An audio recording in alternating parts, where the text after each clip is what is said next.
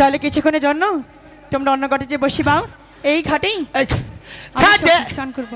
আচ্ছা ছাড় দে আমারে জন্টুদা, আমি কইতাছি যে আমি বাসর করব না। ছাড় দে। এই জন্টুদা, কি হয়েছে? ওই ছেড়ে আমার ধরে আছে। বেহুলা কি বলে সেটা আমরা শুনবো। বেহুলা, বলো। তুমি কি বলবে?